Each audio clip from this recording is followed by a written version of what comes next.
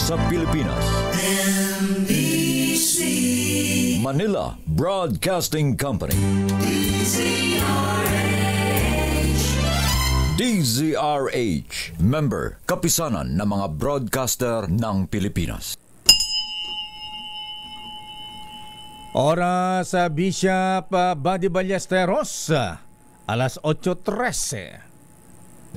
Programang nakikinig, programang inaalam ang masasabi mo, programang magbibigay ng tama at totoo para tama ang alam mo. Tara, usap tayo para malaman ang Damdaming Bayan. Live sa DZRH Radio, DZRH TV at DZRH Digital. DZRH Damdaming Bayan. Kasama sina Lakay Deo Macalma at Sister L. Elaine Apit. DZRH Damdaming Bayan. Please release me. Let me go.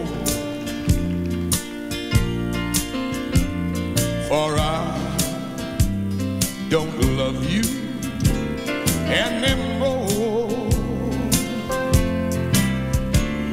To waste our lives would be a sin. So release me and let me love again. I have found a new love, dear, and I'll always want her near. Her lips are warm while yours are cold. Ooh, release me, my darling, let me go.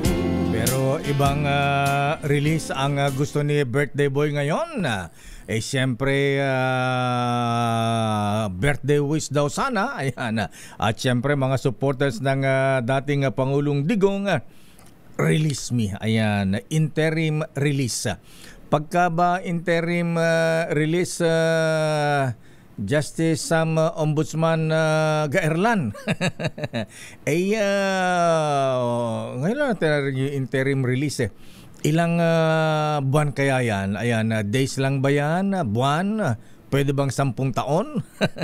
So iyan po mahabigan ang kahilingan ngayon ng mga supporters ng dating Pangulong Digong ngayong isa-celebrate, gugunitain ang kanyang 80th birthday. Happy birthday, happy birthday, happy birthday sa'yo. Sana ay lumigaya ka sa araw na ito. Hey, happy birthday, happy birthday, happy birthday sa'yo. Sana ay abutin mo ang maraming birthday pa. Happy birthday, Dong, Mr. President, sir. Ayan, kaya lang malungkot si Kitty tsaka si Madam Hanilet kahapon. Hindi po sila pinapasok mabigan dun sa detention ng dating Pangulong Digong. At mukhang maraming mga rallies ang gagawin ngayon.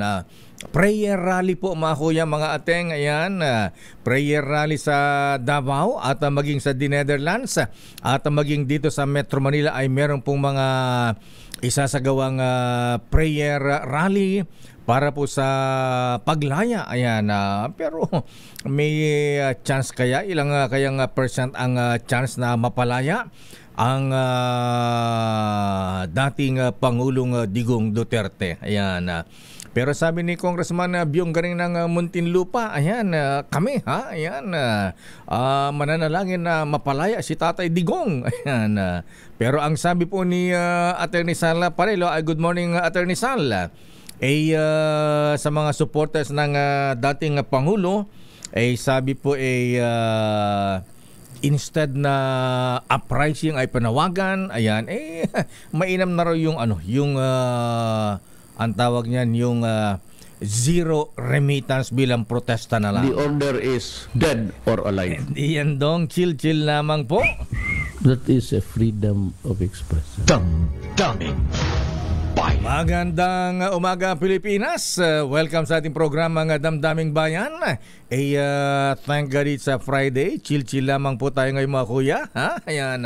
Pero ang mainit ngayon, ayan, yung chairman ng COMELEC, ayan si Chairman Boy George Erwin Garcia. Ha?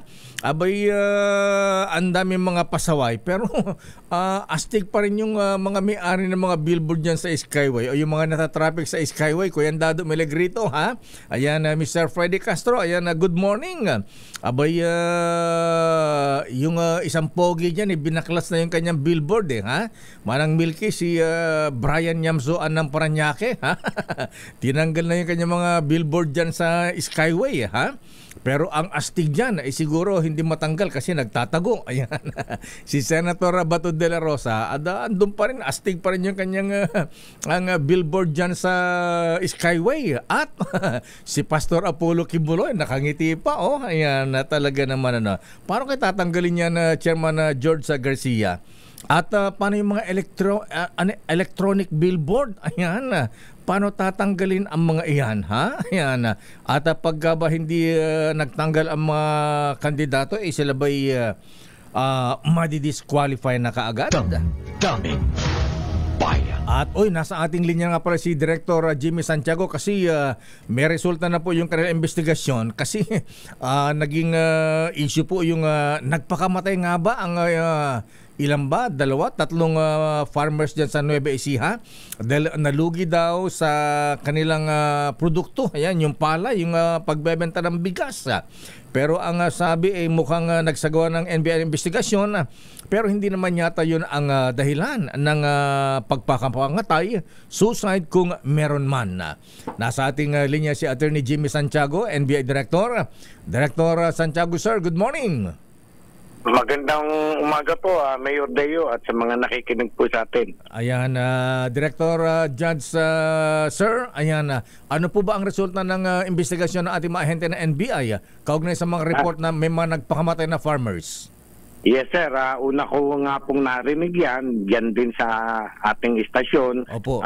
Particularly sa 242, doon ko unang narinig. Mm-hmm. At dumating nga ang request ng DA na imbestigahan kung may katotohanan ba yung balita na yun. So, inatasan ko agad ang aking Central Luzon na regional office at imbestigahan yun.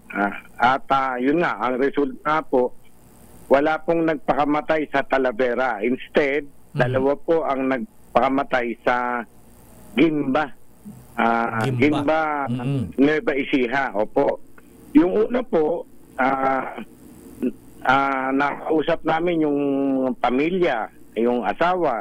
Nagagalit nga daw ho bakit kinakapitalize yung pagpapakamatay ng kanyang asawa. Mm-hmm.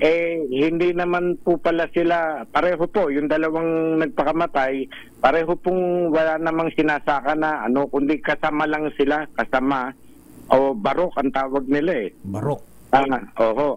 Tapos, yung una po ay nagpakamatay dahil sa may sakit.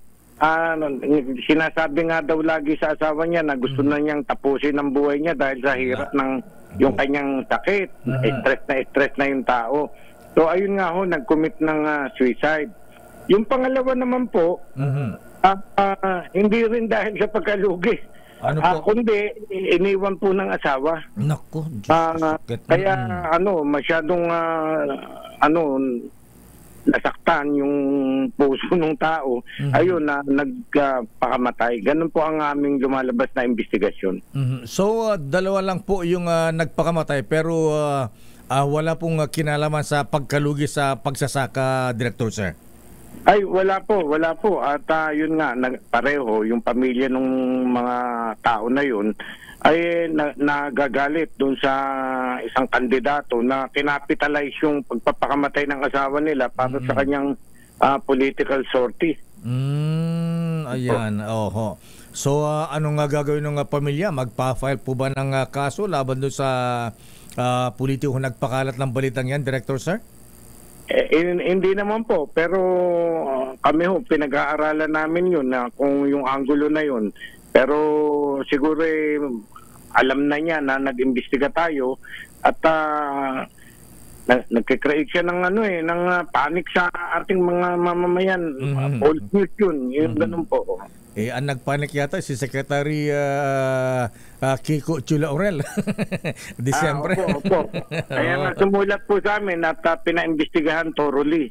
Ayun nga po. Kasama po yung mga barangay chairman nung lugar at saka yung kapulisan doon sa lugar. Nagsama-sama sila, inimbestigahan, in-interview yung pamilya nung dalawang nagpakamatay. Ayun, sakit pala at saka love life pala ang dahilan na Director Sir. Ayan. Opo sir. Ayan. Anyway, Director Santiago Sir, sa ibang issue, mainit pa rin po yung extradition na dito kay dating Congressman Arnie Tevez na nasa East Timor. Bakit hindi po maibalik-balik dito, Sir? Ano ba ang sabi ng Ano ba ang sabi ng gobyerno ng East Timor? Ba't ayaw nilang sundin ang request natin at yung policy natin sa international police na pagka ganito may ma-wanted, ite-turn over? Ayun nga po, sir. Nagulat nga po kami dahil nagkaroon na kami ng request at granted. Nag-appeal si Congressman Tevez, denied na naman. Pangalawang decision nila, granted, bibigay sa amin. Nag-appeal na naman si Congressman Tevez, this time, ginrant na nila yung appeal. Kaya kami malaking gulat at yun nga, magpapail ng motion for reconsideration again, this time, yung panig naman natin. Ganun po. Ayan. Ano nakita yung dahilan, Director Santiago, sa bakit ang lakas ng Congressman Arnie Tevez sa gobyerno ng East Timor? Yun na nga po ang pinagtataka natin may mga balita pero ayokong sabihin na dahil hindi pa naman confirmed yung mga reason. Ayoko naman pong magsalita ng hindi ko pa na-confirm. Opo. Ayan. Hintayin na natin kung ano ang pero nag-iimbis na po kayo kung bakit, Director Sir? Yes sir. Tapos ang reason nila unang-una yun daw death penalty dito sa atin suspended lang naman, baka ma-death penalty. Tapos yung patiyakan na mabibigyan ng parol ay para bang pakailam nyo doon sa batas namin dito. Yung parang ganun po masyado nang protected sila kay Congressman Tevez. Ayan, iba ang appeal ni Congressman Tevez sa mga taga-East Timor, po lakas. Apo, ayaw nga po, mahusay nga po siya. Anyway, Director Santiago Sir, maraming salamat po at maganda umaga po sa inyo. Thank you. Magandang umaga din po, salamat po sa inyo. Mabuhay pa kayo, Attorney Jimmy Santiago, Attorney Judge, NBI Director Jimmy Santiago. Damdamin Bayan. Ayun naman pala ayan, Congressman Kuyang RJ Kabatbat, ayan, ang cause daw po may sakit at yung isa ay iniwanan ng kanyang asawa. Ang sakit naman yan. I know I said that I was leaving. Hindi, yung misis ang umalis But I just Anyway, mahabigan, babalikan natin lang pang mga reports. Ano ang latest sa Malacanang, Miss Let? Ayan, ano ang latest dyan sa Senado, Raymond Dadpaas? Standby manang Milky Regunan. At standby, ano ba ang latest kay Henry Uri? Ayan, saan ba ang mga prayer vigil rally ngayon dito sa Metro Manila para sa hinihiling na interim release? Release me para sa birthday boy, dating Pangulong Digong Duterte. Let me try again. U.S. Defense Secretary, bisita ngayon ni Pangulong Ferdinand Bongbong Marcos Jr. sa Malacanang ngayong umaga. Sino nga ba itong Defense Secretary ng Amerika? Ano nga bang pangalan nito?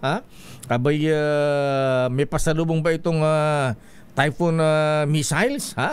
At ilan ang dadalhin pa rito sa atin? Alamin natin ang report mula sa Malacanang. RS number 14, Let Narciso, please come in. Miss Let. Lakay, magkikita sila Pangulong Ferdinand Marcos Jr. at U.S. Secretary of Defense Pete Hegseth ngayong umaga sa Malacanang. Ano pangalan niya ulit? Si Hegseth. Pete Hegseth. Anong first name? Pete Lakay. P-E-T-E. Pete. Ayan, Hegseth. Pedro. Ayan, get set. Okay, get set, go.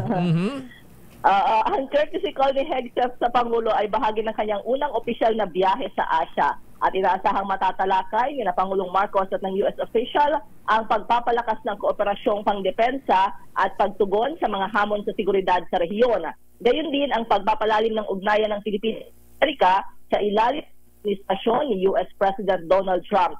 Nasa Pilipinas si Hegseth para sa 2 araw na working visit. Okay? Ayan, so bukod sa meeting sa US Defense Secretary, ano pa schedule ng Pangulong Marcos ngayon, Miss Let? So far, yan palang Lakay ang ibinibigay sa atin para ngayong araw. Wala ba siyang birthday message kay Pangulong Digong? Hinihintay din namin Lakay. Actually, kasi nasanay tayo na kinaumagahan pag ganyan. May message na sa kanyang social media. Ayan, pero wala pa. So, abangan natin kung may mensahe siya maya-maya. Wala bang recorded birthday message kahapon? Ayan. Anong sabi ni Anong sabi ni Yusek Claire De La Fuente Castro? Yung sinabi niya dati Lakay kasi ay ipapaalala niya sa presidente. Ayan. Abangan natin pero kasi baka baka iniisip rin na alam mo yon kung babati pa baka masamain pa so tingnan natin. Di pa naman tapos yung araw Lakay. Ganun ba? Kay Manang Aimee, ayan, ano mensahe? Wala din Lakay. wala daw di nagko-comment si presidente. Ganon? Sige. Ayaw ba ni Madam? Ayan. Wala. Sino Madam Lakay? Presidente, pinag-uusapan natin. Sister-in-law. Ayan. First Lady. Ayan, Ayan, pero wala pa. Wala ba? Abangan natin yung sa susunod na kampanya ng alyansa. Yan yung aabangan. Kung 11 na nga lang ba. May mensahe daw si Presidente kay Manang Aimee Di mo alam? Sabi take good care of yourself. Ayan. Sana manalo daw. Wala sa Magic Tool ang Manang Aimee kasi. Ayan. Okay, maraming salamat, Miss Let. Chill lang. It's Friday. Good morning sa'yo, Lakay. Yeah. Maraming salamat, Let Narciso mula sa Malacanang. Thank God it's Friday. Parang Jomay, Naughty Professor, Mr. Pua, ayan. Robert Pua, may sweldo ba ngayon, pre? Ha? Ayan. May sweldo mo ngayon, 31, Lunes pa yun, ha? Oy, good morning sa mga taga Batanes. Oy, good morning kay Governor Marilu Cayco. Good morning, Gobernadora. Abay, yung mga taga Batanes pala ayaw ng mga parang isang mayor. Ayan, ayaw ng McDo, ayaw ng Jollibee sa kanilang probinsya. Pero iba naman ito, ha? Ayan, kaya daw po ayaw ng mga taga Batanes. Ang mga big business, ha? Ayan, katulad ng mga fast food, Jollibee, McDonald's, 7-Eleven,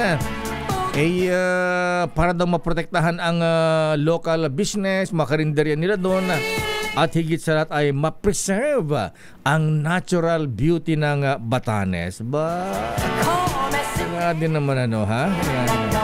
Pero siguro pwede namang kontrolin yun Governor Cayco, ha? Eh di maliit na McDo at saka maliit na Jollibee na lang. Pag yung malalaki, ayan. Anyway, policy nila yan. Lahat ay magagawa dyan. Ay, Commissioner Noli Ayala, ha? Good luck sa pamangkin, ha? Ang giant killer na si Alexandra Ayala the Great, ha? Abay pati yung kanyang yung si Rafael Nadal, ha? Yung may-ari ng training school ng mga tennis players, ha? Abay pinupuri at humahanga dito kay Alex Ayala. Ayan. Alexandra the Great. Abay, ang susunod pala makalaban matapos talunin si Igan. Ayan. Igan Swatek. Iga lang pala. Ang next na makalaban niya ay mabigat din ito si Jessica. Ayan. Parang Jessica Soho lang to. Ay manang Jessica, good morning. Naimbang bigat Apo Bakat. Ha? Jessica Pegula. Wow. Good luck at kailan ba ang laro? 'Di ba ngayon yata Noli, 'di ba? Sabado. Ayan, pero kumita na siya ng mapasama ka lang sa semifinals pala kumita na siya ng $332,160. Wow.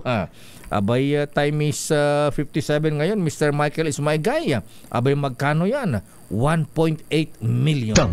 Daming bayan. Oras Chief Justice Alex Jesmundo. Aba, sino ba makausap natin mamaya, ha?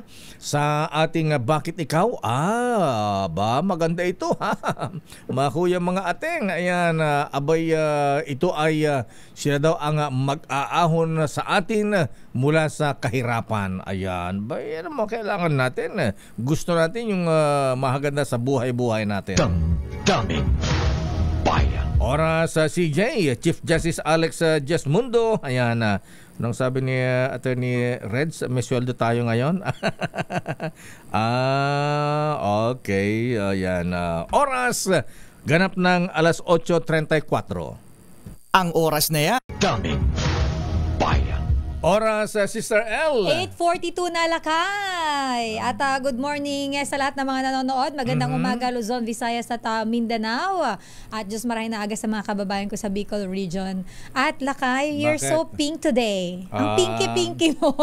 Siyempre, alam mo naman ha? Alam mo naman kung mahal na mahal ko ang Lenny. Kababayan ko yan. Pero alam mo lang kayo, ang cute ng color natin. Ganun ba? Bakit? Yung naglaban last election. Oo nga, ha? Lenny, Red President Marcos. Ayan, tapos bisita natin, green. Duterte. Para hindi tayo nag-usap-usap ba tayo? Oo nga, ha? Ayan, good morning muna sa mga ha? Sa mga lakan, ayan, mga lakan ng PNPA class Magilas 2000. Ayan. Mukhang may lakad ka mamaya. Uniform namin to sa Magilas 2000. Kaya pala, sabi ko parang may logo dito. Ayan. Ibigay ito ni Most Worshipful General Lakan General Tom Rentoy at saka si General Ronces Valles, at General Andre Dizon. Lakan din yan. Talaga ba? Ang Ninong Andre? Ayan. Kaya colorful tayo ngayon, Sister El. Hindi naman nila paborito red, pink, and green. Hindi nila paborito ang pink. Ganun ba? Ayan. Parang mahilig kayo sa colorful na color. Ay, siyempre naman. Kulang na lang dito. Dilaw. Daming bayan. Oras sa Senator Kiko, Senator Bam. It's 8:44. Sa Sister L. It's 8:49. Uy, good morning sa mga taga Gimba Nueva Ecija at dyan sa saan ba ito? Kuyang Jun de la Cruz, ha? Ayan, Gimba Nueva Ecija at Kuya po, ha? Abay, sa Kuya po. Yes, take note, Administrator Lacson ng NFA. Abay, 15 pesos para po ang bentahan ng palay doon, bilihan. Di ba, umabot na yata ng 19? Ayan, bakit binabarat hindi naman pa, yata? Bakit hindi pa, ilang piso lang yun? Ayan. 3 piso lang iyan. Ayan nga, ikaw naman mga farmers natin. Apat pala. Ay, good morning, Nabol Sek Kong Dong Mendoza, ha? Illustrious. At binabati rin natin si Bishop Ephraim Fautagana at mga taga Bulacan. Allah, iba rin itong na-disqualify na, wala na sa balota pero nangangampanya pa rin. Ha? Sino ba yan? Ba't nangangampanya pa yan? Ayan, wala na yata sa official ba? Ako kasi na siya lakay, na DQ na disqualified na siya. Ayan, ala naman TRO. Ayan, itong best friend ni Kaador Plato. Ay, good morning kay Kaador. Si Jude Racal, ala na sa balota, disqualified Jude bala na. Kayo, Jude Racal Jude yata. ba? Jude, ayan, nangangampanya pa rin. Kilalanin ang mga nagnanais maging lingkod bayan sa Bakit Ikaw? The DZRH Job Interview for 2025 Midterm Elections. At ngayon na si Sir sa ating Bakit Ikaw Job Interview. Ayan, do the honor, ipakilala mo ating bisita na naka-green ngayon. Ayan, di ko alam kung sasama sa prayer rally mamaya. Ay, oo, may prayer rally dyan sa lungsod ng Maynila, Lakay. At, kakanta sila ng Please Release Me. Ayan. Kala ko happy birthday. Happy birthday. Ay, happy birthday nga pala kay former President Rodrigo Duterte, Lakay. At nabanggit mo na rin lang, birthday, baka magkalimutan. Batiin natin si Yusek. Ayan. Sino Yusek? Si Yusek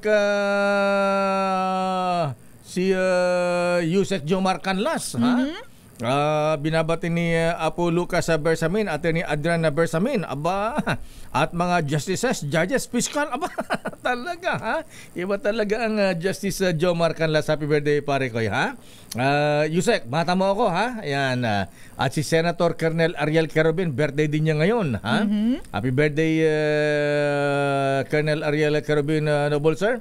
At ganoon din si Attorney Rory Padiernos, advance happy birthday, sabi ni Congressman GP. Ayan. Birthday ni ayan, advance happy birthday. Ayan. Ang alam ko lang kayang birthday ni Attorney JP ay January. Ayan, kaya nga next year. Ayan. Natatanda ko ang birthday niya si Katunying. Ganun ba? Akala ko December ang birthday nito. Ay, hello kila Kong GP at Attorney JP at sa GP party list. At si Kuyang Dodi King. Ayan, ay Kuyang Dodi, happy birthday. Binabati ni Kong Roy Loyola at si Eric Balcos, Twinkle Valdez at mga taga-Pagcor. Namimiss ka daw nila. Bakit Ikaw? The DZRH Job Interview for 2025 Midterm Elections. At ngayon, Sister L, do the honor. Ang ating makakasama, Lakay, ngayong umaga, ang nag-a-apply sa Masang Pilipino. Ang siya, Lakay, ay kasalukuyang alkalde ng Pateros. Pero bago maging mayor ng Pateros, siya, Lakay, ay nagsilbing vice mayor. At of course, sa ilalim ng kanyang administrasyon, nakita naman natin yung mga urban development at digital transformation dyan sa Pateros. Ang ating makakasama ngayon, isa din siya, Lakay, abogado. Ang ating makakasama ang second nominee ng Ahon Mahirap Party List, si Mayor Attorney Miguel Ponce. Ayan, Mayor Ponce Enrile. Si Mayor Ike. Mayor, kamakain niyo ba si Senator Enrile, Mayor? Ayan. Okay, magandang umaga, kasama Deo. Magandang umaga, Sister L. Parang hindi yata, diba? Kung meron mang relasyon ay baka malayong malayo. Malayo. Tsaka yung sa akin ay Ponce, Ayan, Ponce. Yung sa kanya ay Ponce Enrile. Kasi Juan Ponce Enrile, middle name niya. Ayan. Gusto ko rin linawin, pasensya na, Deo. Opo. Hindi ako naging vice mayor, kung hindi yung father ko, Ang father ko ay so nalito yung ating research. vice mayor. Tatay niyo pala yun. Ako from law practice ay naging mayor ng Diretso. Ayun. Kasi deterred po kayo. Yeah. Ayun. Deterred pala kayo. Deterred kasi, Lakay. Para palang si We Terso. stand corrected. Terso Cruz deterred. Yun yung mahirap kapag first, second, third Parang si parang Joe Tarok hanggang Jose Tarok the fifth. Anyway, Mayor Aika Ponce, sir. Ayan. Teka muna, bago nga matanong tungkol sa Ahon Mahirap Party List. Ang tagal-tagal yung mayor dyan sa Pateros.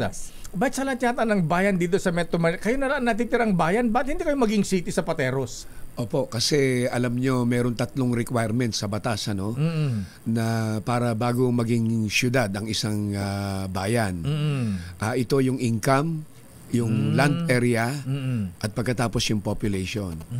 Dito sa 3 ito ay wala pa kaming nakukomply hanggang sa ngayon. Ganun ba? Bagamat pagdating sa land area ay meron kaming pending case pa rin, ano? To recover yung aming lost territory. Bakit, na siya ring pinag-awayan dati ng Makati at saka ng Taguig. Ginagawan din kayo ng lupa ng Taguig? Yes, sa aming paniniwala ay talaga namang meron kaming talagang share noon. Dahil kung hindi nyo na itatanong, Anthony, Deo at Sister El, yung aming sukat o yung land area namin hanggang sa ngayon sa Philippine Statistics Authority ay 1,040 hectares. Wow. Hanggang sa ngayon, maski kumuha ka ng certification, yan ang mag-a-appear. At lahat ng tinatanggap naming alokasyon galing sa national government ay base sa 1,040 hectares. Dahil yan ang original na sukat namin. Pero sa ngayon ay kulang-kulang 200 hectares kami. Ganun ba? So meron kami mga old maps, mga old documents na hawak-hawak. At ito rin yung hinahanda namin bilang ebidensya once na nagsimula na yung trial namin against Taguig para pag-usapan namin itong nawalang territory na ito. Ang tagal na, panahon pa pala ng Kastila. Tama yun.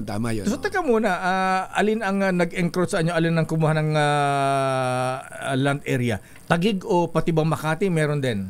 Nagulat din kami, kasi ito, ang laban namin dati ay Pateros versus Taguig and Makati.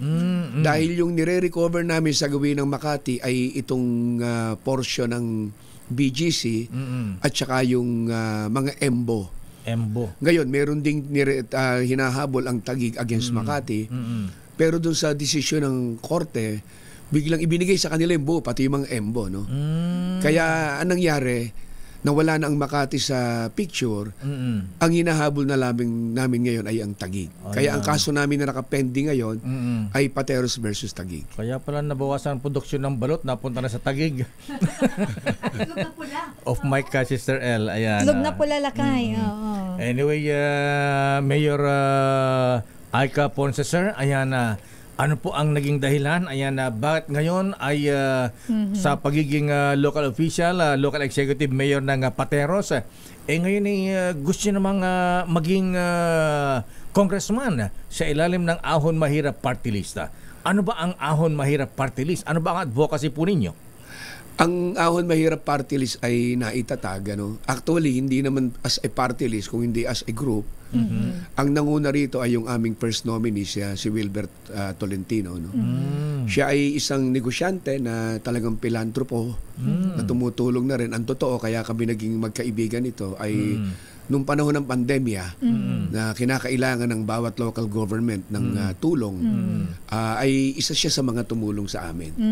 So dito kami naging magkaibigan, dito kami naging malapit sa isa't isa. So itong grupong ito ay tinayo na agad itong kanilang samahan na tumutulong doon sa mga nangangailangan. Kaya nga nung maisipan nila na gawin na itong parang isang samahan talaga na party list na po pwedeng mas malaki ang maitulong sa bayan, itinayo nila ito at sa aming palaging pakikipag-ugnayan ay naisipan nila na kumbidahin ako. At ako naman kasamang Deo, Sister L, ay papatapos na rin sa aking termino bilang mayor. Last term nyo ngayon? Last term ko na. Bagamat ito'y matatapos pa sa June ng taong ito, ay naisipan kong subukan naman na napalawigin pa yung paglilingkod natin para mas marami tayong matulungan.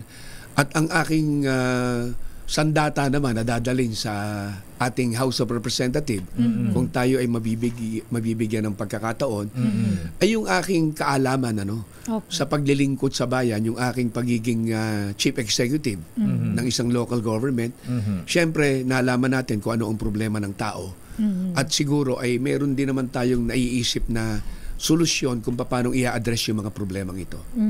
Mayor Ike, sir, of course kayo po ay mayor at alam natin na alam nyo po yung mga problema sa ground, lalo na po yung mga maliliit po nating mga kababayan. So ang ahon na mahirap party list po ano naman po yung inyong pangunahing programa o batas o pwedeng maipanukalang batas na isusulong po para mas lalo pa po tayong makatulong dun sa ating mga kababayan, and ano po to specifically ang isinusulong po ng inyong party list? Yung advokasya ng Ahon Mahirap Party List ay tatlo no? Yung economic empowerment, pagkatapos ay financial literacy, at yung social justice. Alam naman natin na yung social justice ay masyadong gamit na yan. Pero ang kagandahan naman ay when we speak of social justice, parang sinasama na nito ang lahat no? Pagkakapantay-pantay, para iangat natin yung antas ng buhay ng mga mahihirap, kapantay ng mga mayayaman. So napakarami nating maaaring pwedeng maisip dito. No? Pero ang gusto nating talagang bigyan ng pansin ay yung economic empowerment. Paano ba natin maiaangat yung buhay ng mga mahihirap? Paano natin sila matutulungan? Paano yung gagawin po ninyo? Ang nakikita kasi natin dito, Deo, ay alam nyo, bilang mayor ay nakikita ko na naranasan natin na napakaraming ayudang pinamimigay ng ating national government. Walang masama rito. At syempre, pinagpapasalamat natin yung mga ayudang tinatanggap natin. At alam ko naman na hindi lang naman ang bayan ng Pateros ang tumatanggap ng ayudang ganito. No? Kung hindi lahat ng local government sa buong Pilipinas. Ang sa akin, nakita ko kasi na marami tayong walang trabaho. Maraming gustong magnegosyo pero wala namang puhunan. Totoo yan. At ang totoo, ako'y member din ng League of Municipalities. Marami ko nakakausap na kasama kong mga mayor din. Lalo na, partikular, mga municipalities sa buong Pilipinas. Lahat naman kami, kasamang Deo, Sister L, ay may mga kanya-kanyang livelihood program Ang problema, pag nag-uusap na kami, talagang hindi naman nailulunsad to ng maganda dahil ang kulang dito ay pondo. Pondo, paano pong pipinance, paano mong tutulungan itong mga livelihood program ng bawat local government. Ang isa sa konkretong plano namin, na gagawin namin, instead na magbigay tayo ng mga ayuda, gusto kong sa pamamagitan ng pagsusulong ng batas na institutionalize yung pagpupondo dito sa mga livelihood program ng bawat local government. Either gumawa tayo ng isang batas, guidelines, isang national guideline kung paano ipatutupad, or bigyan natin ng free hand ang lahat ng mga local government na sila ang gumawa ng mga sarili nilang guidelines, at pagkatapos ang pondo na manggagaling para pinansan ito, maliban doon sa mga local government na kayang i-finance ng sarili nila, ay manggagaling din sa pondo mismo ng national. Instead na bigyan natin ng ayuda, na pag ibinigay naman natin yung ayuda, ang ginagawa naman ipangbibili ng pang-iinom, pangre-reband ng buhok, ipangsusugal, pang-shopping. Pangre-reband. Tulungan na natin sila na makapagtayo ng negosyong maliliit at makapagsimula ng kabuhayan. Palagay ko sa ganung pamamaraan ay mas makakatulong tayo sa kanila. Ayan. Parang anong bansa yun? Merong silang tinatawag na Ministry of Investment, Mayor Ponce. Ayan, siguro ganun na. Sargo ng department na tutulong sa ating mga kababayan, pondohan, tulad sa iba't ibang agencies natin, department ng gobyerno, at pwede siguro maisulo yung sinasabi niyo. Pero kailangan ng panukalang batas. Tama yun. At saka siguro, Deo, ang kailangan talaga, alam mo, gusto ko rin maging very active dito. Pag tayo'y napunta sa Kongreso, maaaring talagang mahirap, pero gusto kong manindigan din para dito. Kasi marami nagtatanong sa akin, saan ka naman kukuha ng budget para dyan? Ang paniwala ko kasi ay nasa tamang pag-aayos lamang ng budget ng Kongreso kung paano dadalhin. Hindi yung parang kung ano na lang yung ilagay nating budget, kung ano na lang ay ang hilingi ng bawat departamento, kailangan tignan nating maigi. Dapat yung prioritization. Kailangan kung ano talaga ang kailangan, dapat i-concentrate natin yung budget doon sa livelihood, pangalawa sa healthcare program natin, tapos pangatlo ay yung ilagay natin doon sa kung ano man yung makakatulong doon sa lahat ng mga dapat nating iangat ang kabuhayan dito sa ating bansa. So, dahil, edukasyon, isa yan. Ayan. Dahil ahon na mahirap talaga ang inyong party list sa Mayor Ponce, siguro talaga iahon ang kahirapan ng ating mga kababayan. At ang nakita ninyo ay turang mag-invest, magnegosyo ang ating mga kababayan. Tama at bigyan ng puhunan. Siguro itong first nominee si Wilbert Tolentino, di ba, content creator, vlogger din ba ito? Nagko-content creator din siya, Lakay. Tsaka siya, Lakay, negosyante din talaga ba? siya. Nag-vlogger din ito. Tsaka isa yan sa tumulong, di ba, kilala mo si Herlin?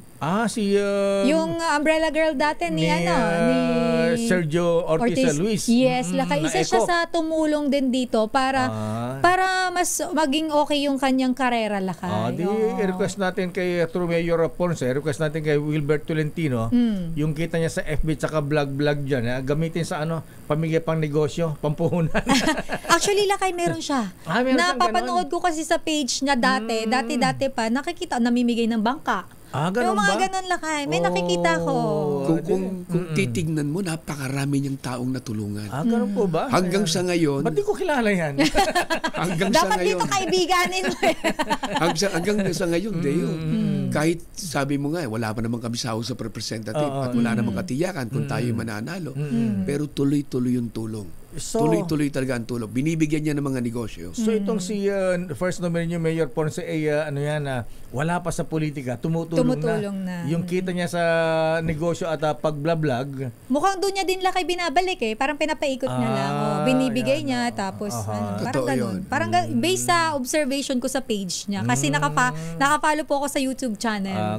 At saka nagulat din ako sa kanya dahil recently ko lang nalaman, marami pala siyang mga talent na tinulungan na hindi siya kumukuha ng komisyon bilang manager. Nagulat din ako doon. Ba't kami tinutulungan? Lakay, di mo daw kailangan ng tulong. Kailangan sa operation tulong.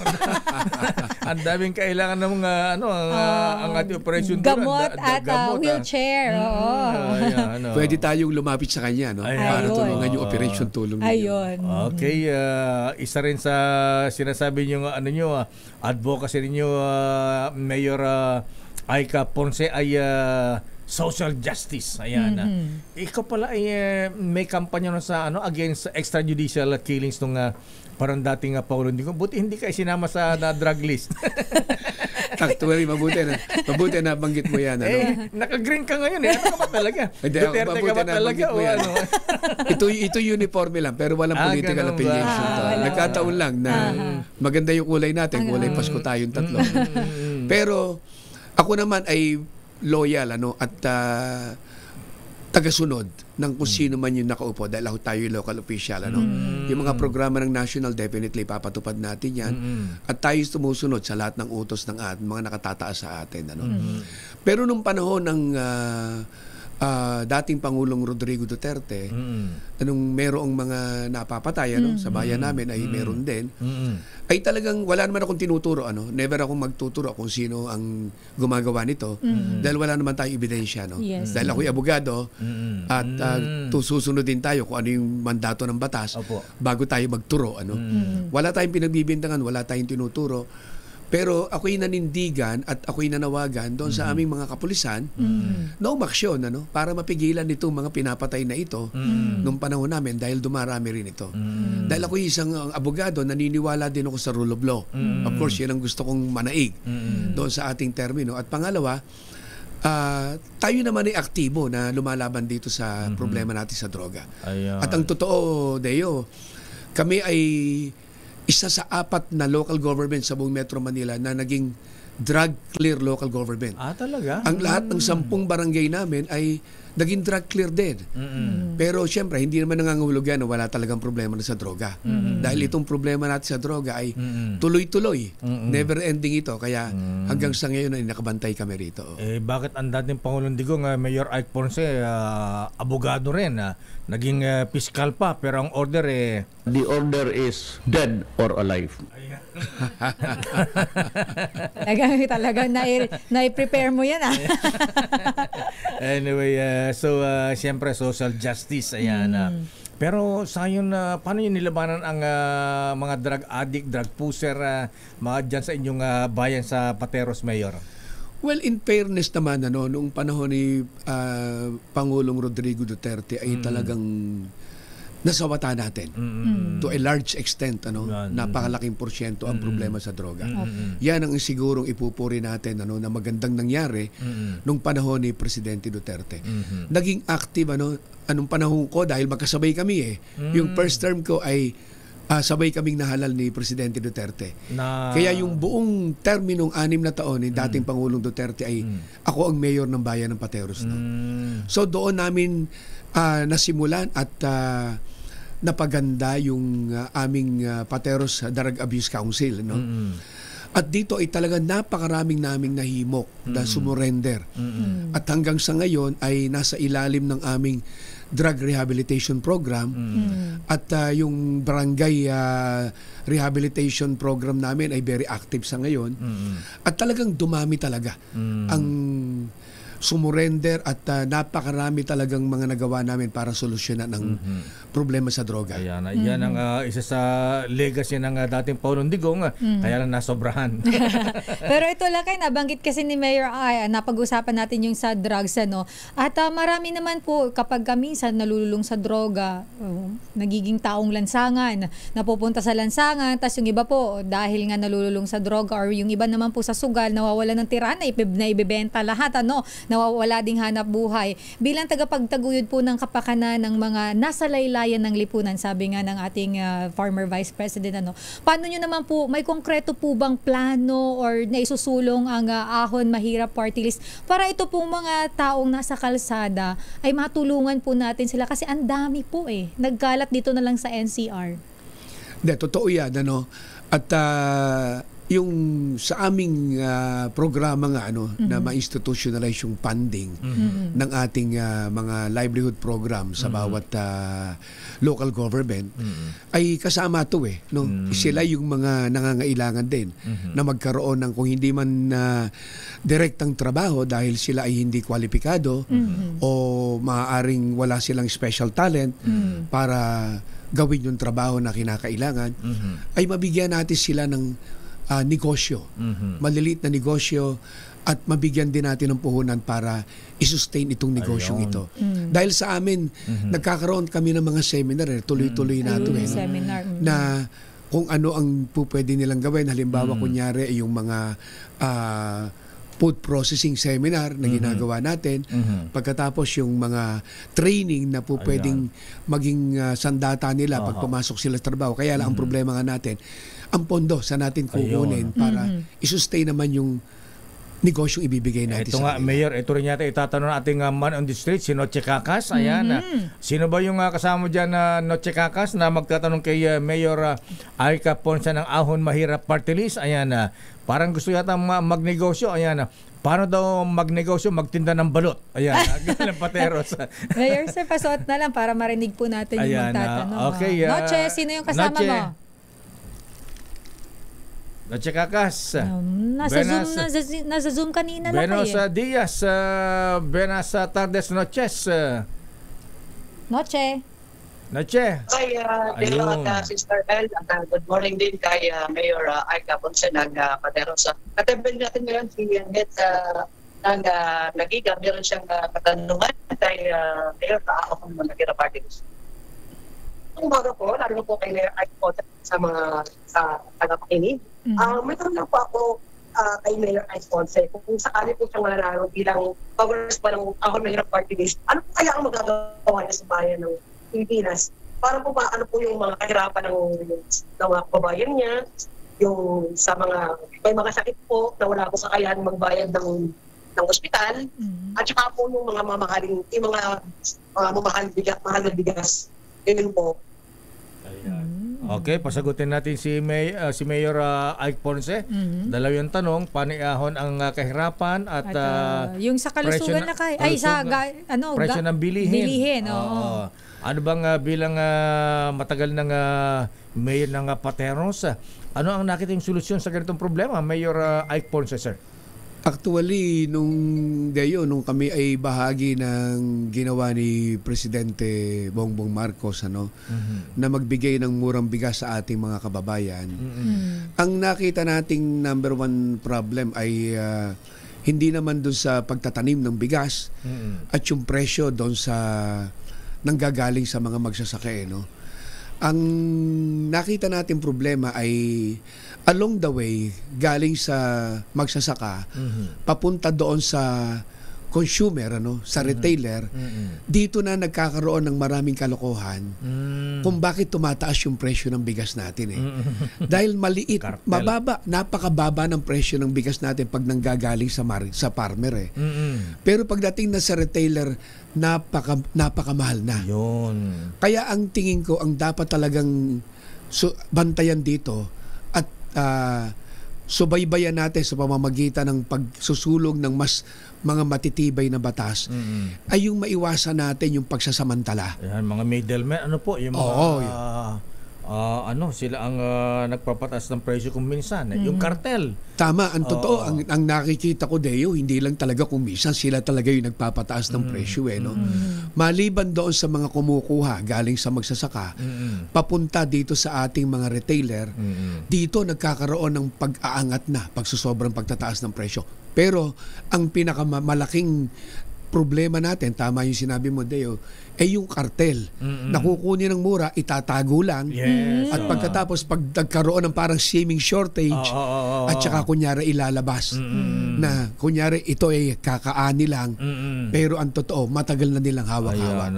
So ito'y babantayan natin. Magsusulong tayo ng batas para dito, para matiyak natin na talagang magiging mahigpit ang pagbabantay natin galing sa mga farmer, sa mga nagtanim ng bigas, papunta sa retailer, para matiyak natin na hindi tataas ng ganong kataas ang ating mga bigas. At yan, Mayor, napatunayan ni Administrator Eddie Guillen.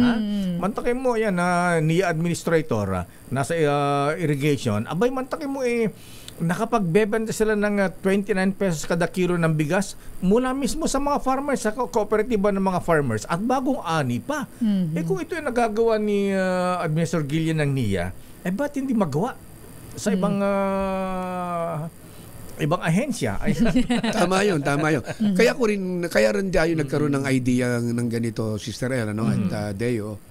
Dahil nung kami ay tumutulong kay Presidente Marcos na magbaba sa mga taong bayan ng mababang presyo ng bigas, ay kinukuha namin ng diretso ang bigas sa NFA.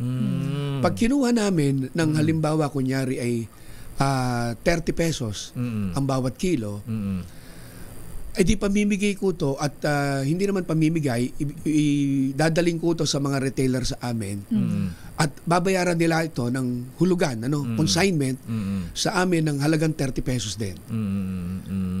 Pero kailangan pabantayan mo ito Ayan. Dahil pag pinaikutan ko na, magugulat ako, yung kinuha sa amin, nakatag din na 52. Nakatag din na 53. Pero may kasunduan kami na kinuha sa amin ng 30. Huwag niyong ibebenta ng higit pa sa 32. So ito yung dapat natin bantayan. Dapat may kinakasuhan yung mga ganun. Ayan. Tama. Okay, yun. Noche. Ayan. Anong okay ba na kontento ba si ano ang pangalan ng kasama mo? Si pangalan ng kasama mo, Noche?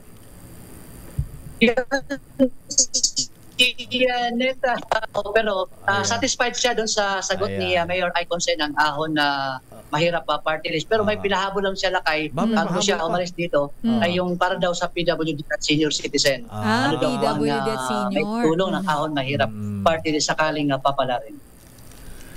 Alam mo, ang senior citizen ay mahal ko yan Napakalapit ko sa mga senior citizens sa amin. Alam ko senior ka na rin hindi, maliban doon. Huwag na natin pag-usapan yung edad.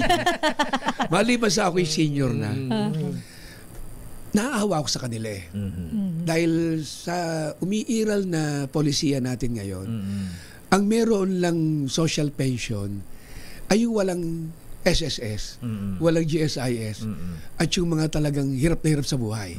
Ibig sabihin, kahit wala ka nito mga SSS sa GSIS, pag medyo maayos yung bahay na tinitiran mo, ay hindi ka rin bibigyan. Pero tama naman yung sinasabi nila na yung SSS at GSIS, kaya sila meron, pinaghirapan nila ang paghuhulog dito. Ay, totoo yan. Nung sila ay nagtatrabaho pa. Bakit ngayon ay ayos silang bigyan yung mga tumambay lang daw at hindi naman nagtrabaho? Siyang binibigyan ngayon ng social pension. Pag pinakinggan mo itong mga argumento nila ay maaawa ka sa kanila. Dahil minsan sasabihin, maganda lang ang bahay namin, nakikitira ako sa anak ko. Pero wala naman akong income na sa ngayon. So ito ay isa sa aming isusulong talaga. Ang totoo, yung ating komisyon ng senior citizen, ay palagi nating kausap dyan, yung mga direktor, yung chairman yan. At ang isa sa ating pinapanukala na isulong nila ay magkaroon ng social pension ang lahat ng mga senior citizen. At mabigyan din ng malaking pondo galing sa nasyonal itong mga PWD natin. Dahil mayroong pondo sa amin sa lokal yan, pero maliit lang. So isa sa titignan natin at isusulong natin ay mabigyan ng social pension ang lahat ng senior citizen. Titignan natin kung hindi kaya yung normal na ibinibigay ngayon na 12,000 isang taon sa bawat isa, ay baka kahit kalahati nun, ay mapilit nating mabigyan yung mga ibang senior citizen na hindi naman nakakatanggap dahil sila may SSS. O kaya i-categorize natin na yung hindi lalagpas sa 3,000 hanggang 5,000 yung tinatanggap na SSS, baka maisama na rin natin sa ngayon. Unti-unti. Pero yan ang direksyon natin, na mabigyan ng lahat ng benepisyo, especially yung social pension, para sa lahat ng senior citizen natin. Mayor Aika Ponce, bago aking last question, isa na lang, Mayor. Bakit humihina yata ang industriya ng balot? Ayan. Maraming balot dyan sa Pateros. Dati, kahit sa ang lugar nun, may suwisaw ng balot, sa gabi, mga ganun. Parang, ba't wala nang ganun? All over Metro Manila, may nagtitinda ng balot nun . Ba't ngayon, nawawala yata ang industriya ng balot sa Pateros, Mayor? Anyari? Actually, hindi naman sa nawawala, kung hindi bumagal ng konti. Dahil nawala sa amin ng duck racing na Asa na napunta? Kasi nga nawala na yung mga ilog at kami ngayon ay more than 90% residential .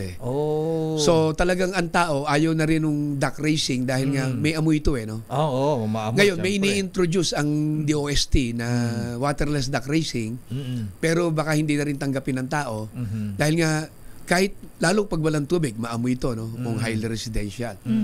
So yung itlog na ginagawang balot ay inaangkat na rin namin galing sa ibang lugar. Pero yung balot manufacturing, balot making, meron pa sa amin. At ang isa sa pinagmamalaki namin ay kami pa rin yung gumagawa ng balot in the traditional way. Yung ibinabaon sa ipa, nakalagay sa toong yan, at iniikot yan everyday to regulate the heat. At dito ay napakasarap ng balot talaga. At kami pa rin siguro ang producer ng pinakamasarap ng balot sa buong Pilipinas. Maniwala ako dyan. May dala yan. Tikman mo daw yung dala. Tikman mo yung dala-dala ko. At itong balot na to ay nagsinisimulan na rin namin, ini-introduce na rin namin ngayon yung incubator way of making balot.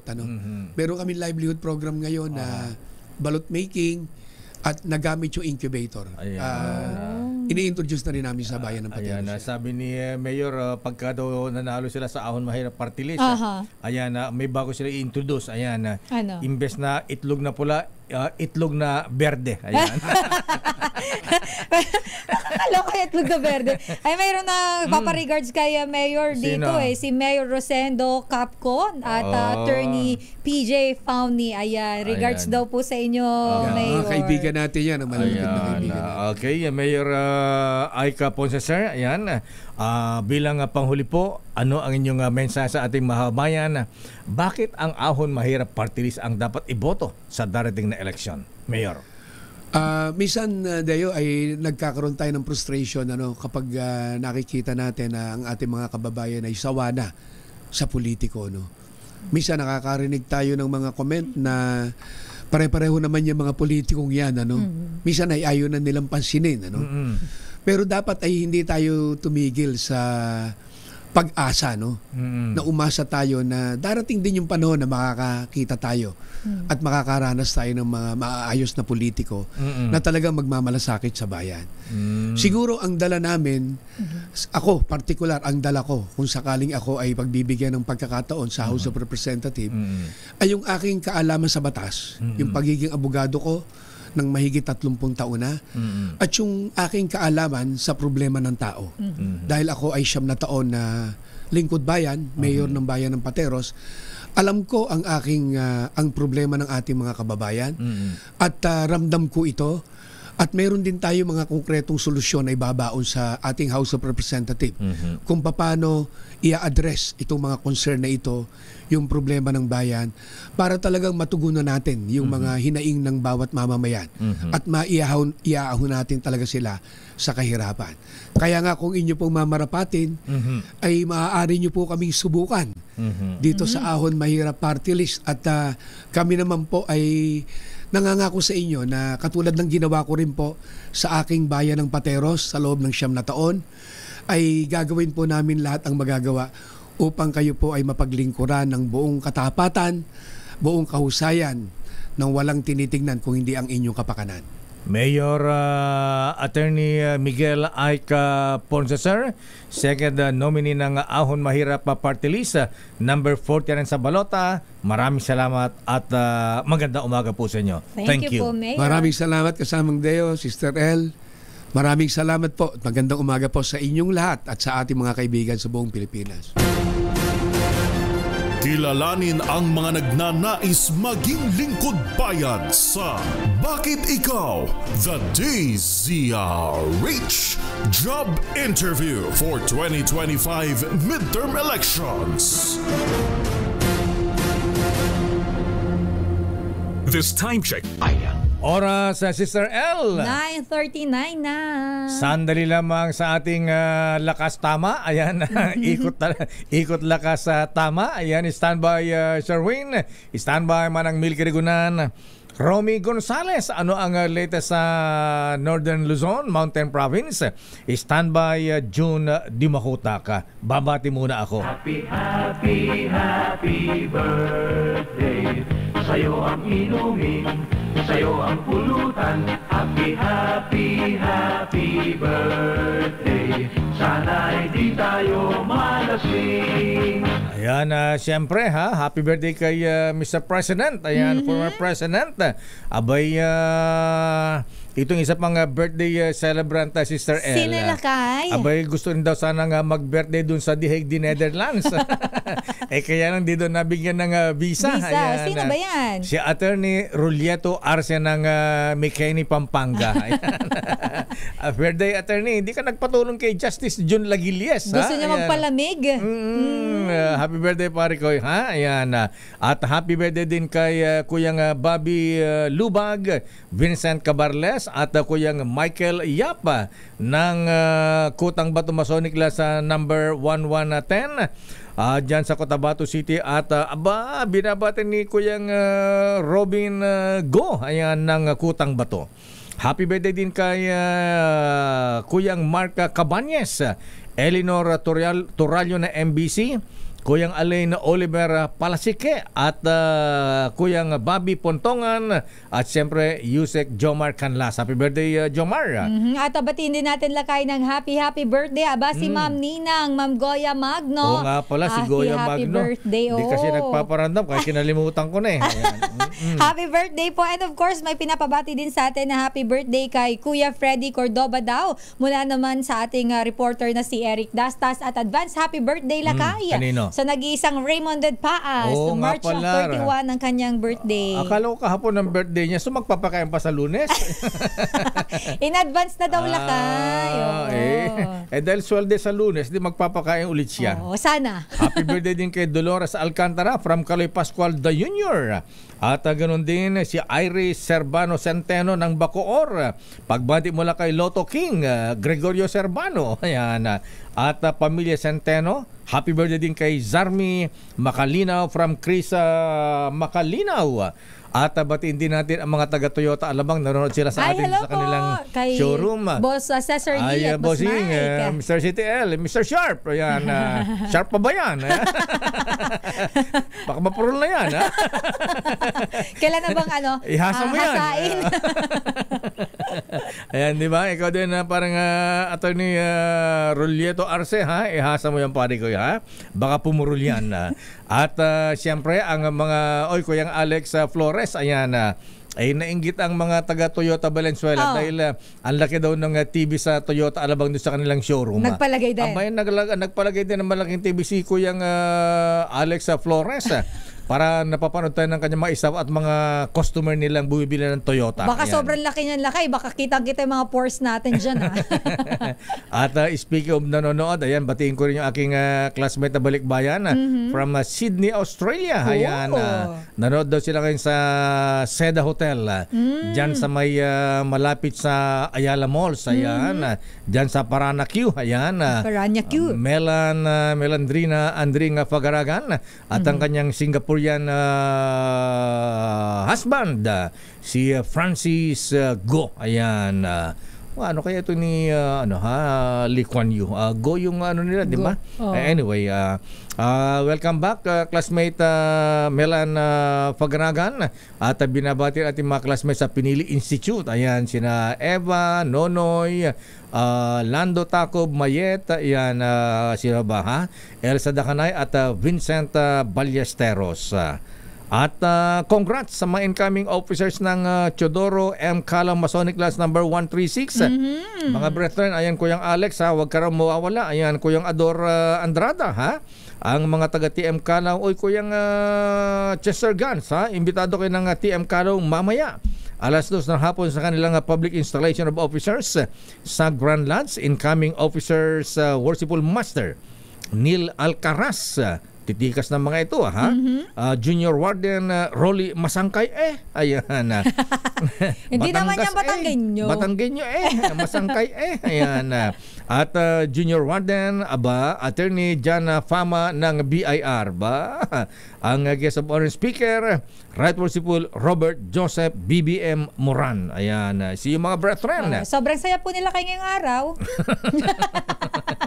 Siyempre, ayan. At, sabi nila kay, graduate na! At congrats din sa mga brethren sa Mabuti Masonic Class number 329 dyan sa Masbate City.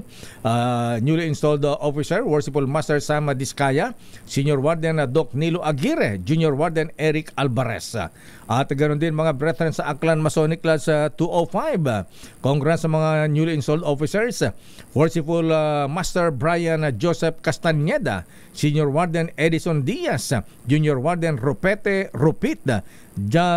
Jude Victor Garcia. Ayan. Sabi rito mga kaibigan natin, mga classmates ko, classmate, ano ba yung mga warden na binabati mo? Di ba natatakasan ng preso ang mga yan? Jail warden pala. Siyempre, habang nandyan si Right Worshipful Ruel Rivera ng BJMP, walang pwedeng matakasan dyan sa ating mga PDL. Lakay, nanonood din sa atin ngayon. Nakatutok ang Police Regional Office 5, of course, sa pangunguna yan ni Brigadier General Ninong Andre Dizon. Ayan, good morning po sa mga taga PNP Region 5. Kuyang Worshipful Master, ayan. Batiin din natin si Justice Danton Becer. Kuyang Justice, kumusta ka na, ha? Judge, Kuyang Judge sa Boyat Mapili, Bishop Ephraim Fautagana. Ay, maraming salamat, Bishop, at kayo po'y pinapanalangin po namin ni Sister L. Ayan. Yes, kayo. At si Aishat de Sheriff, ayan, Sheriff Very Worshipful June de la Cruz, at ganoon din si Kuyang Robin Go, Alex Flores, Michael Guy, ayan, kumusta ka na, bossing? Sir MG. 57 pesos and 37 centavos ang opening ng trading ngayon. At si Bukal, ayan, si Bukal Marcos Mendoza ng Batangas, ayan, good morning. At Noble Greg Kayabyab, ayan, sabi niya, I like your color, Kuyang Sir. Ayan, pucha color. Ayan. Pucha. Fuchsia. Fuchsia naman, Nobs. Ayan. Hindi pucha. Ayan, fuchsia color yan. Ayaw ng mga magila sa PNPA class, magila sa class 2000 yan. Ayan. At siyempre, sabi ni Chief Prosecutor Elmer Rillo, ay, hello po. Pakibati rin ng happy birthday si Justice Alfonso Bong Ruiz ng Court of Appeals. Aba! Kapatid yan ni Press Secretary J. Ruiz, Ilocano Dayta, taga Sarat, Ilocos Norte. Naragsak nga pa nagkasangay Apo Justice Bong Ruiz. Ayan. Binabati ka rin ng mga taga-Justisya Masonic Lands under dispensation. Ayan. At binabati ka ni Justice Max De Leon. Happy birthday at Justice Dec Quiros. Ayan, ang BFF ni Ombudsman Sam Martires. Happy birthday, good morning. Ayan, at sa ating ano ba yun? Report lakay mula sa nabanggit na ito, nabanggit na po namin ito. Yung nangangampanya dyan sa Bulacan.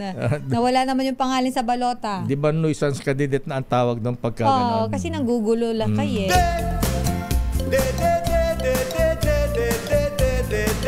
may dede si Deo makalma pagtutusan nyo. Number 1 po sa balota, Mayor ng Star City for re-election. Grabe yung number 1. Akala ko alphabetical. Ganun Tapos ba? biglang number 1. Makalma, layo nun. Oo nga, number 69 po. Ayan. Uy, report na nga. Samantala lakay, report muna mula dyan sa Kamara Sports Economy. Ipinanawagan para magkaroon. Ika muna, bago si ikot muna. Ikot lakas muna ba? Oo, marami nang umikot ang mata. Ayan. Eto na, puntahan muna natin ang ikot lakas tama promo. Baka mahilo sila kasi na ba umiikot ang mata nila sa kapapaikot sa ruleta. Sa ruleta. Oye, maganda yung ruleta ni Ninong Sherwin. Walang talo dyan lakay. Di pumapalya ha. Yes. Di nag-i-stack up. Ayan. Walang talo kasi lahat lakay may mapapanalunan ka. Lalo pa sagana-sagana ang supply ng vitamin E ngayon.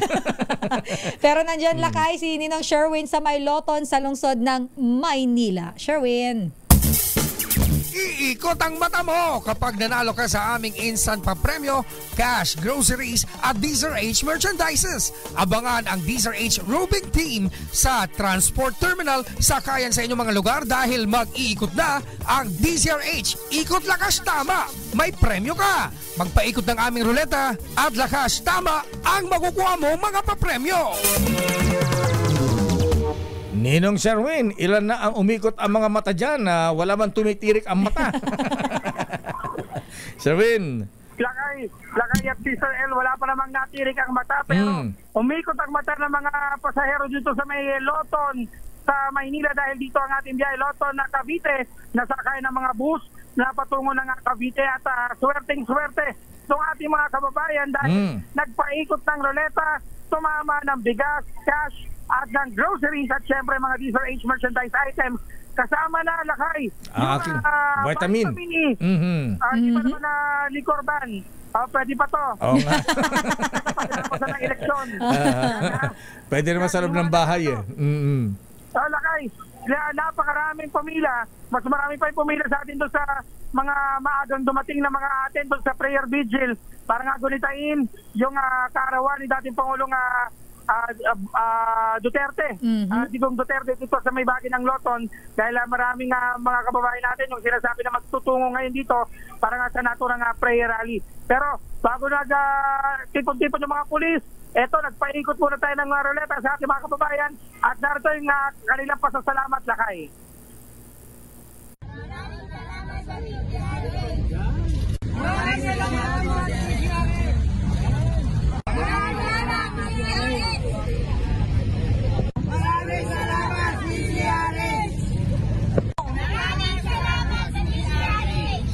Oh, ba naman? Ang dami, nakakatuwa.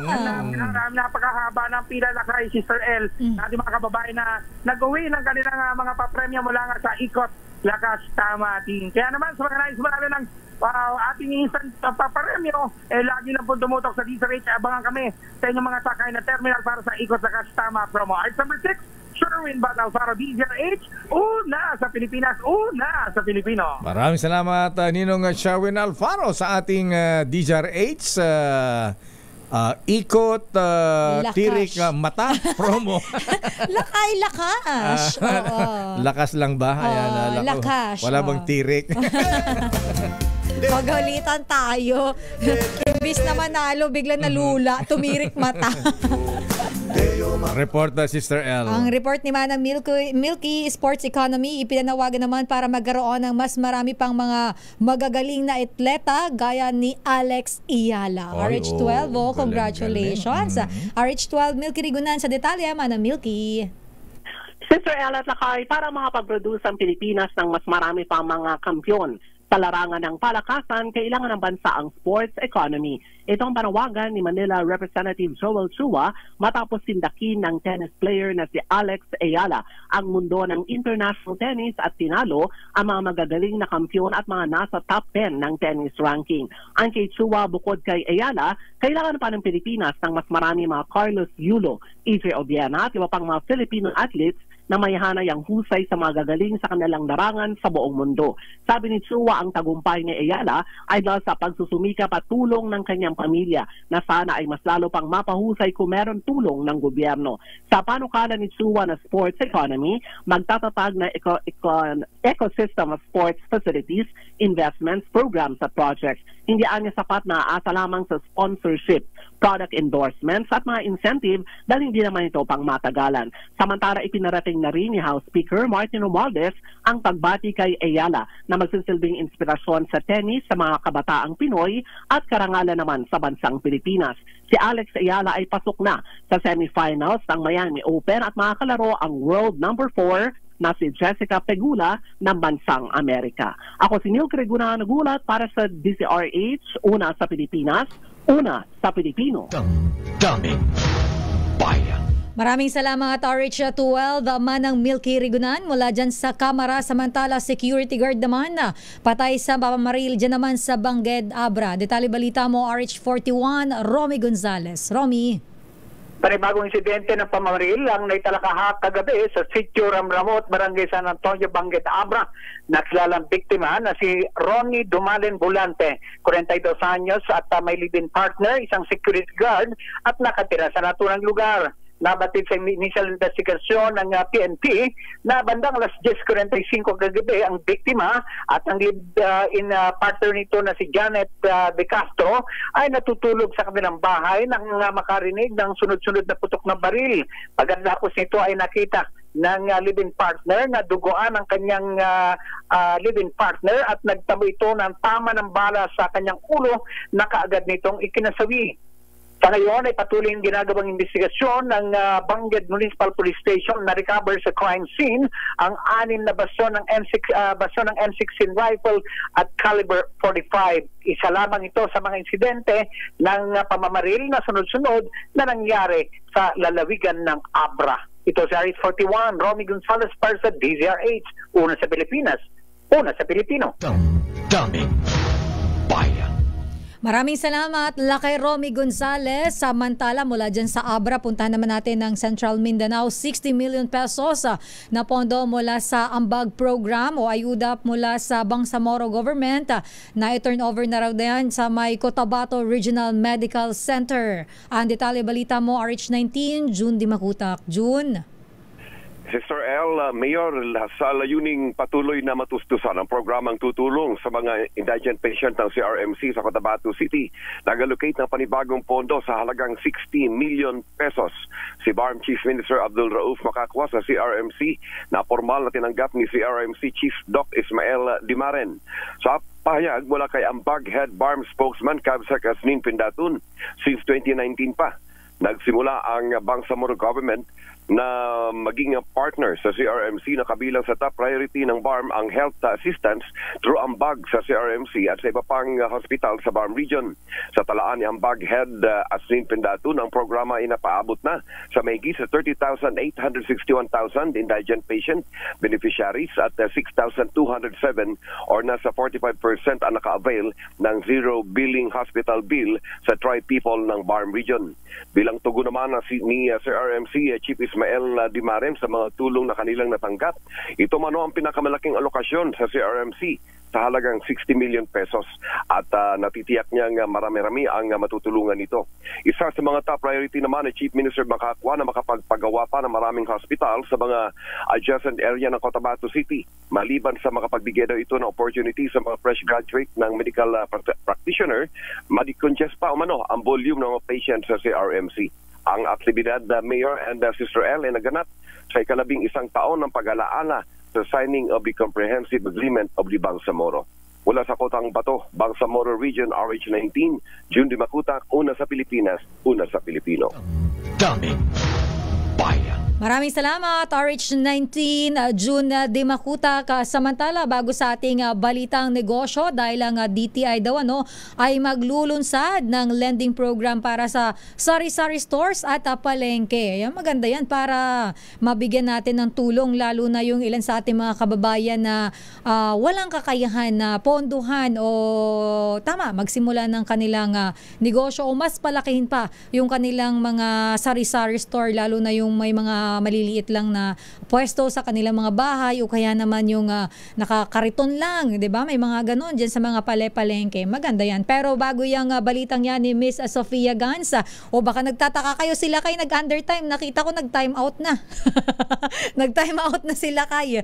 Pero ang balita mula diyan sa lungsod naman ng Maynila, muli ngang nanguna si dating Manila Mayor Isko Moreno Domagoso sa pre-election survey ng Octa Research Group sa pagkaalkalde ng lungsod. Base sa huling Octa Research Survey, nakakuha ng 67% voter preference si Domagoso kumpara sa katunggaling si Sam Versosa na nakakuha po ng 16% at Manila Mayor Hani Lacuna na nakakuha naman ng 15%. Bumandera rin si Isko sa lahat ng distrito sa lungsod na nakakuha ng pinakamataas sa 5th at 2nd District at isinagawa po ang nasabing survey mula March 2 hanggang 6 na inilabas ngayong araw ng Biyernes. Muli namang nagpasalamat si Isko sa tiwalang patuloy na ibinibigay ng mga Manileño sa kanya. Daming Bayan. At sa ating balitang negosyo, ang Department of Trade and Industry maglulunsad ng lending program para sa mga sari-sari store at palengke. Balitang negosyo mula kay Miss Sofia Gans. Sofia? Maglulunsad ang Department of Trade and Industry ng lending program para sa micro-entrepreneurs bilang bahagi ng patuloy na pagtulong sa mga negosyo. Ayon kay DTI Secretary Cristina Roque, iaangkop ang programa sa mga sari-sari stores at wet markets o mga palengke na tinawag niyang backbone ng ekonomiya ng bansa. Napuna ni Secretary Roque na kadalasang nahihirapan ang mga may-ari ng sari-sari stores sa pagkumpleto ng requirements para makakuha ng loan, kaya naman idadaan ito sa mga digital wallet platforms gaya ng GCash at Maya. Inaasahan na magiging mas madali na para sa micro-entrepreneurs ang umutang ng pondo na magagamit para mapalago ang kanilang mga negosyo. Magkakaroon ng initial funding na 500 million pesos ang programa mula sa Development Bank of the Philippines at lalagdaan ang Memorandum of Understanding sa unang linggo ng April. Unang ilulunsad ang lending program sa Cebu City at susundan nito ng Manila, ngunit wala pang kumpirmadong petsa mula sa DTI. Samantala, nagsara ang palitan ng piso kontra dolyar kahapon sa halagang 57 pesos and 37 centavos kada US dollar. At iyan ang ating balita sa mundo ng negosyo. Your business is our business. Ito si Sofia Gans para sa DZRH, una sa Pilipinas, una sa Pilipino.